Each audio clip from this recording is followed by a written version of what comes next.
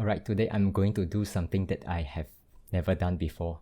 I'm going to share what's in my Interactive Broker account. Okay. This report, right, that I'm showing here is actually the report that comes from Interactive Brokers. So if you do the setup in the Interactive Brokers website, you can actually get this report delivered to your email on a daily basis. So I just want to give a quick overview here. This is I think the first page here. So account overview. As you can see here, I have started the account since September 2017. So it has been slightly more than 3 years now. In the past 3 years, if you look at the net asset value, I have consistently put money into the account every month. And then if you see here around March when the market crisis hit, there's a little bit of dip here, and actually, although it seems quite small here, but actually the dollar amount of loss is quite huge at that point of time. What I did by then was that I actually put in more money into the portfolio. So you can see that since March or around May period, the net asset value has increased quite significantly. So right now, my portfolio size is about 190,000. Later, I'll give an overview on what's in my portfolio. So my strategy has been quite constant throughout this period. There are some changes. Maybe in coming videos, I will explain more on the history of this portfolio. Let's go to the portfolio holdings. Okay, this page shows the portfolio holdings. If you see here, there are two parts mainly. Okay, the first part, right, is the ETF that I hold. So these are actually broad market ETF. CNYA invests in China, S&P 500 ETF, MSCI World ETF, and emerging market ETF. And I also have a QQQ ETF. I know this is quite famous and quite popular among especially younger investors.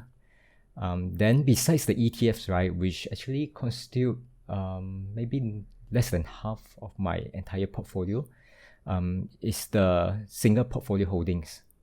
I think these are the names, right, that are quite common. They don't really need an explanation on what these companies are all about. If you look at the ETFs, right, the top holdings are, I think, Apple, Amazon, and also Microsoft. And my top holdings is also the same. So nothing really different. It's just that instead of 100% put into the ETF, what I did is I tried to overweight a bit into companies that I like and companies that I think will actually do much better in the coming years.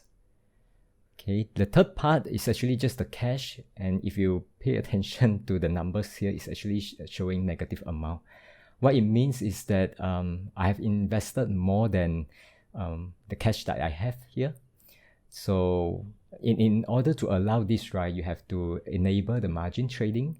So what happened is that we can actually buy more than the cash that we have here, and what it happens is that it will show as negative, and they will actually charge an interest on the margin values. The interest rate is actually quite attractive in my opinion, but this is still I would say quite a small amount relative to the overall portfolio size. All right, I think that's all about the portfolio update that I want to give here. If you have any questions, please feel free to leave a message down below. I will try to answer your question here. I just want to explain why I'm creating this channel. So I'm actually quite active on some of the Telegram groups. I think particularly on the Cumulative Potatoes group. I think actually that bond actually inspired me to create this first video, so I have to give credit. And what I observe, right, in the Telegram group is that there are so many people actually, instead of investing for the long term, they actually try to be more, it's more on trading, I would say. So I think there's quite a big difference between trading and investing for the long term. So in trading, right, what we want to do is actually we initiate into a positions and then we hope that the price goes up. Then at a certain point, we will take profits and take the gains, right? So that's actually trading. But what I'm doing here, right, is actually not trading. As you can see back to the first page here, right, you can see that every month I've been putting more money into the account. So it's not like when I have more money, I will initiate into more trades or trades size getting larger and larger. Instead, I've identified the investment that I want to make. It could be an ETF, it could be individual companies.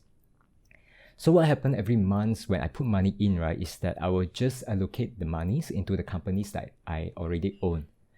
So I did a lot of research on those companies or ETF in order to make sure that, okay, these are the companies that I want to invest in for the long term. Doesn't mean that I won't sell. Sometimes actually I will make some position changes if there's a reason to do so. But I would say most of the time, once I identify it as a good companies, right, I will actually just put more money into it and hope that the price will increase over the long term and I will get a good profit out of it.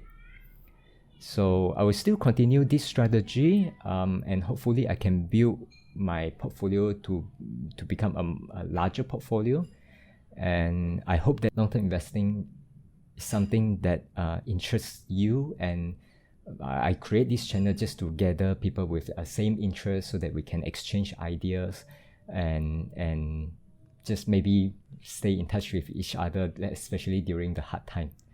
So just a short video for today. This is my first video and hope that you like it.